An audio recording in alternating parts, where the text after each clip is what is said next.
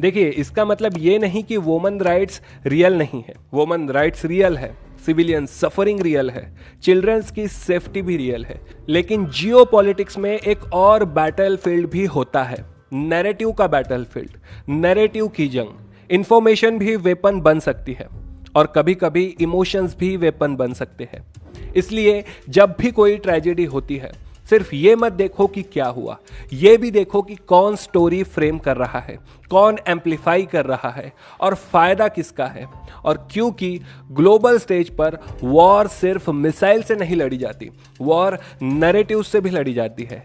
और जब narrative control हो जाता है तो इंटरनेशनल परसेप्शन भी कंट्रोल हो जाता है, और जब परसेप्शन कंट्रोल हो जाता है तो पॉलिसी डिसीजंस जस्टिफाई करना और आसान हो जाता है। इसीलिए क्रिटिकल थिंकिंग काफी ज्यादा जरूरी है। इमोशंस को इग्नोर मत करो, लेकिन इमोशन के पीछे की पॉलिटिक्स को समझो, क्योंकि जियो पॉलिटिक्स में हर ट्रेजेडी सिर्फ ट्रेजेडी नहीं होती, कभी कभी वो एक नैरेटिव का हिस्सा होती है।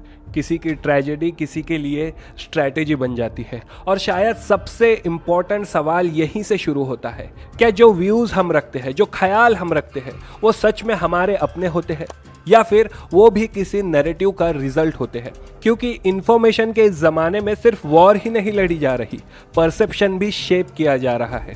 इसलिए कभी कभी रुक कर ये जरूर सोचिए, जो आप देख रहे हैं, जो आप सुन रहे हैं, जो आप बिलीव कर रहे हैं, क्या वो सच में आपकी अपनी सोच है या फिर किसी और के नैरेटिव का असरदार नतीजा है। क्योंकि पॉलिटिक्स में, चाहे वो नेशनल लेवल पर की हो या फिर इंटरनेशनल पॉलिटिक्स हो, सबसे खतरनाक जंग का मैदान या सबसे खतरनाक बैटलफील्ड हर बार ग्राउंड पर नहीं होता, वो होता है ह्यूमन माइंड के अंदर, हमारे दिमाग में।